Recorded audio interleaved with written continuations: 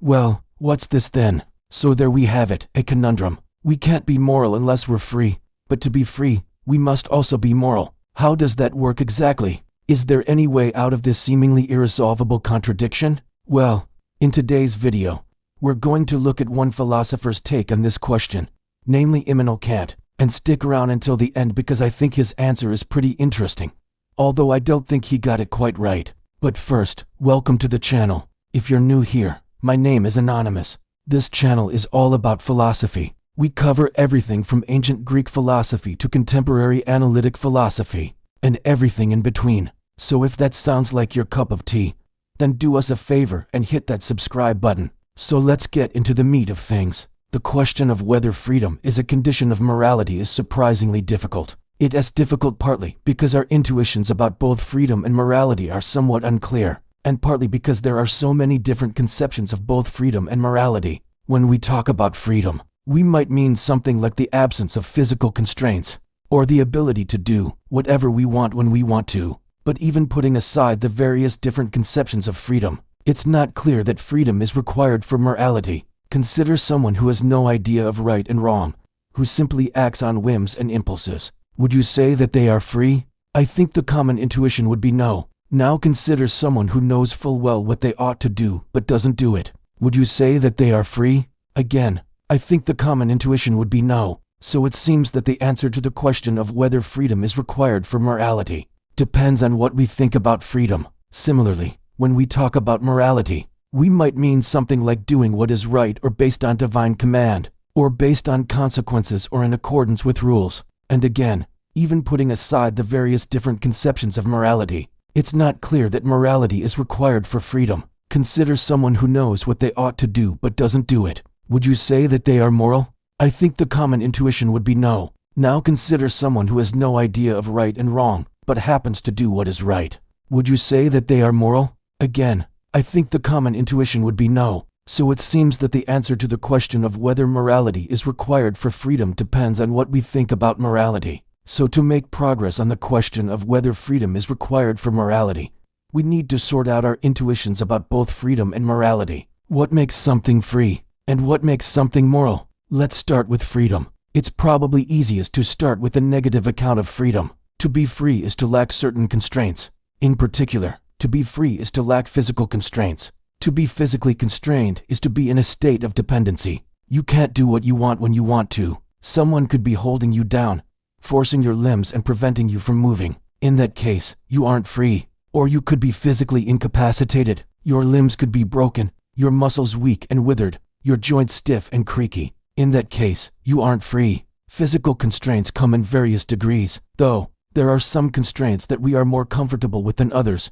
Being pushed or shoved, that's a constraint that we are generally less comfortable with. Being touched without consent, that's a constraint that we are generally less comfortable with. Constraints can also be indirect. You could be surrounded by land, sea and air on all sides. You could be trapped in a box. You could be stuck on a desert island. In each of these cases, you are constrained in what you can do.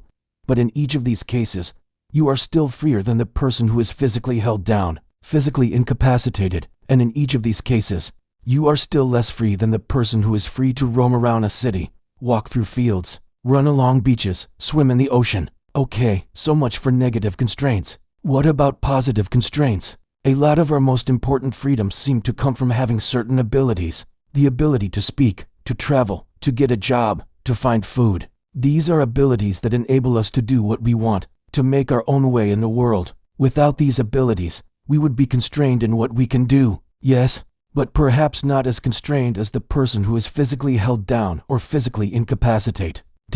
Perhaps we would just be less free than the person who has those abilities. But now notice that having these abilities requires other abilities. You can't speak without being able to form words, pronounce them, understand their meaning, use them in context, and so on. You can't travel without being able to navigate, carry your things, walk long distances, and so on. And this just goes on and on. All of our most important freedoms require a whole host of other freedoms, and all of these freedoms require yet another host of other freedoms. And so we seem to have reached a point where we just need to accept that we will never be completely free, completely unconstrained, unless we are somehow also omniscient, which we aren't, or rather we don't seem to be. Okay, so much for freedom. Now let's look at morality. There are lots of different conceptions of morality, but I think the most intuitive conception of morality is something like doing what you should. The problem is that it is not clear what exactly this means or what the word should even means. When it comes to our actions, we generally distinguish between two different kinds of should: the descriptive should and the normative should. The descriptive should is the should of ought implies, which is really just a fancy way of saying if P, then Q. If it rains, then the ground gets wet. If I eat a whole bag of Skittles, then I'll feel sick. If I break the law, then I'll go to jail. The normative should is the should of what you ought to do, what you ought to value, what you ought to strive for, what you ought to be. But the problem is that the normative should seems to require the descriptive should. You can't know what you should do unless you know what will happen, what the causes and effects are. You can't know what you should value, what you should strive for, what you should be, unless you know what will happen, what the causes and effects are. For example, if I don't know that eating a whole bag of Skittles will make me feel sick, then I can't know that I shouldn't eat a whole bag of Skittles. That is, I can't know what I ought to do, what I ought to value, what I ought to strive for, what I ought to be, unless I know how the world works, unless I am knowledgeable about the world. If you are skeptical about knowledge claims, you might say that the normative should is ultimately baseless, that we can't know what we should do, what we should value, what we should strive for, what we should be. But I don't want to go down that road. Instead, let's grant that we can know what we should do, what we should value, what we should strive for, what we should be, and still ask what this requires. Knowing that I shouldn't eat a whole bag of Skittles, knowing that I shouldn't break the law, knowing that I shouldn't harm people.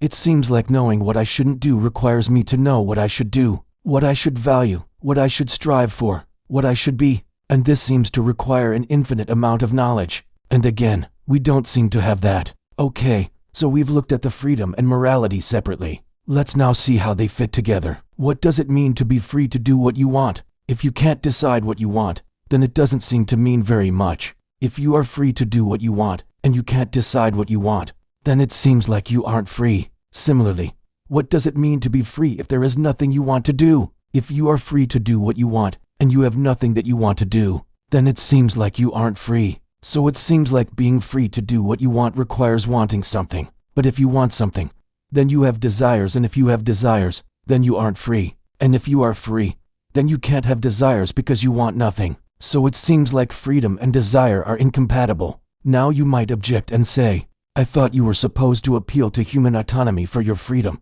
not desire. And that's a fair point. Maybe freedom is about acting according to principles, reasons, maxims that you give yourself, not just about acting on desires. But then it's not clear that freedom helps us at all. Acting according to principles, reasons, maxims that you give yourself seems to require that you know what you should do, what you should value, what you should strive for, what you should be, and it's not clear that you can know that without knowledge of the world. So maybe freedom doesn't help us either. In the end, Kant's solution to the problem of freedom and morality is basically to punt. He says that we can't prove that we are free or that God exists, so we should just postulate that we are free. He says that it's a necessary truth that we are free, but he offers no argument for why it's a necessary truth. He just asserts it. I think that Kant's solution is unsatisfactory. I don't think that we should just postulate that we are free. I don't think that it's a necessary truth that we are free. I think that we are genuinely free in some sense, but I don't think that we can know that we are free. The best that we can do is to act as if we are free. So far as I can tell, this is just what Kant says we should do, but I don't think that it follows from his arguments. I think that he's wrong to think that we need freedom for morality. I think that we can act morally without being free. I think that's just what happens sometimes. But I don't think that we can be moral unless we are free. I think that's just what always happens. Anyway, what do you think? Does freedom require morality? Does morality require freedom? Let me know in the comments below. Don't forget to hit that subscribe button. And as always, thank you so much for watching.